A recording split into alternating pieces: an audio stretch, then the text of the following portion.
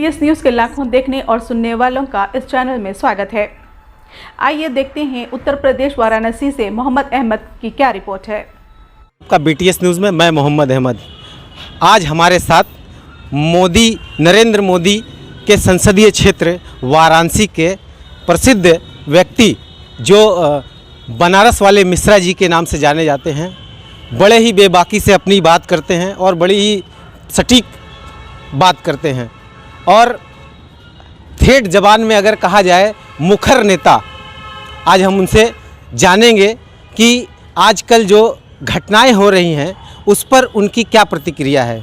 नमस्कार सर, अपना परिचय देते हुए बताइए कि अभी जो घटनाएं हुई हैं, आपने हाथरस का तो सुना ही होगा, अभी मौजूदा टाइम में यहाँ पर बदायूं के अंदर हुआ और जो किसान अपनी मांग को लेकर अड़े हुए हैं, सारी मीटिंगें सरकार की विफल रही हैं, उस पर आप अपनी राय दें हमको और बताएं कि किस नज़रिए से आप इस रवैये को देख रहे हैं सरकार की। देखिए, मेरा नाम बनारस वाले मिश्रा जी है और आपको धन्यवाद करते हैं कि आप इतने संवेदनशील सवाल पर अपनी पत्रकारिता कर रहे हैं। आपने पूछा बदायूं के उस पर। सन 2020 का काला साल गया वापस। आप देखे होंगे कि पूरे उत्तर प्रदेश, पूरे देश में हिला देने वाली घटना हाथरस थी। उसके बाद अब 50 साल की महिला के साथ मंदिर के अंदर जो है बलात्कार हो रहा है।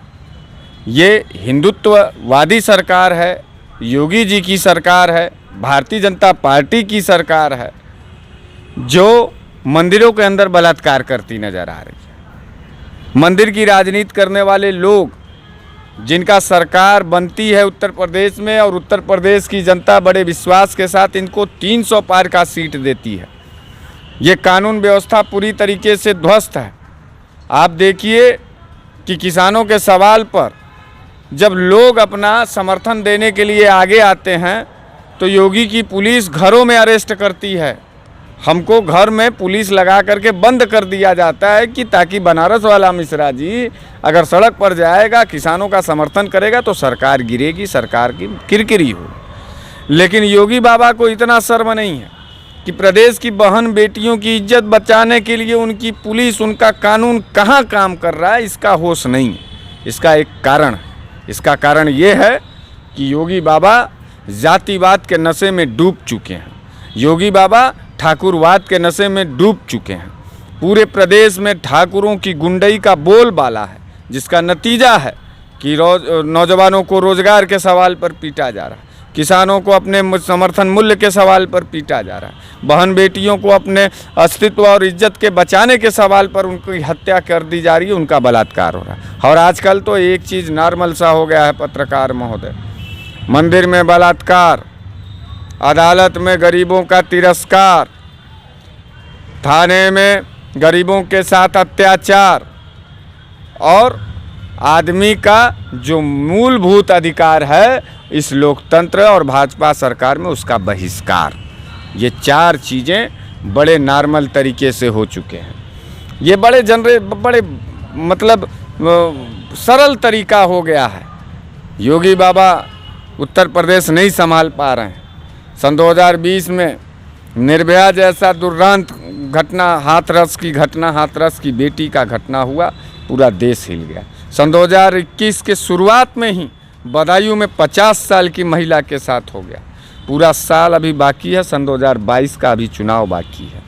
कहीं ऐसा ना हो कि कल को हमारे घर के बहन बेटियों के साथ हो जाए, परसों को आपके बहन बेटियों के साथ ना हो जाए, घर के बगल में मोहल्ले में कहीं ऐसा दुर्दांत हो जाए, कोई सुनने वाला नहीं है। बहन बेटियों के मौत का मूल्य 2 लाख रुपया योगी बाबा ने गरीबों के लिए माने भिखारियों की तरह देने की बात है। उत्तर प्रदेश में बहन बेटी की बलात्कार हो जा रही है, योगी बाबा बड़े शान से आएंगे और कहेंगे कि मैंने 2 लाख रुपया दे दिया है, यानी बलात्कार का दाम 2 लाख रुपया है।